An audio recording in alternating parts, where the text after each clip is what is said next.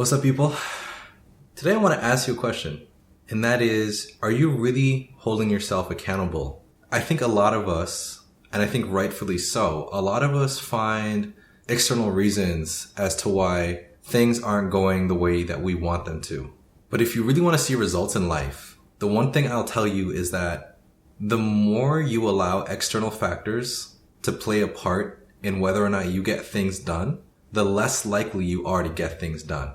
I think it's difficult to watch people who in their heads genuinely want to change. It's hard to watch them repeat the same mistakes over and over again. And those are the same people who will come to you. And I've had people straight up upset at me for trying to improve my life and taking the steps necessary to improve my life. And it's kind of crazy to me where it's like, you really don't see the consequences of your actions. You are incapable of understanding the cause and effect of what you're doing, the way you're acting, the things that you believe in, and the viewpoints that you have in life. When I was younger, I remember a lot of the time I'd get in trouble for stupid stuff, really stupid stuff. I remember I had a teacher, great teacher, by the way, great teacher, but I really gave him so much trouble. And I don't know what I was doing, what I was thinking. I remember in class, he asked a question and I raised my hand. Instead of answering the question, I said, "Did you wax your forehead today? Because it looks really shiny." Like, what is that? What is that? Like, I wish I could go back in time and slap my younger self across the face, because what even is that? What are you expecting to get out of that? Of course I got sent to the principal's office. Of course I got detention. Of course my parents heard about it. Of course I got grounded. Of course I got upset because I couldn't play video games. And then, of course, instead of being productive and finding something else to do at that time, I just sat there. I just sat there in my feelings and tried to be this rebellious little kid. So ridiculous. But at the time, I was so sure that my teacher was out to get me and that I was the victim. I had convinced myself of the fact, which is absolutely insane. Even something as simple as getting better grades in class. I remember there were times where I would legitimately spend hours on my homework. Hours on a single assignment. And of course, I'd turn it in, I'd get an A on it.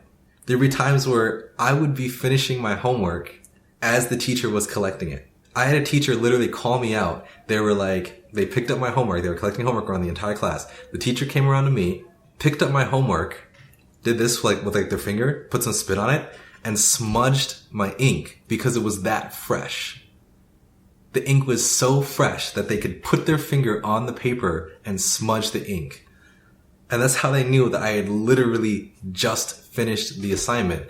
And of course, instead of holding myself accountable and saying, maybe I should have done this 5 minutes earlier than just now. Maybe I should have had this done 5 minutes earlier, at least 5 minutes to allow the ink to dry.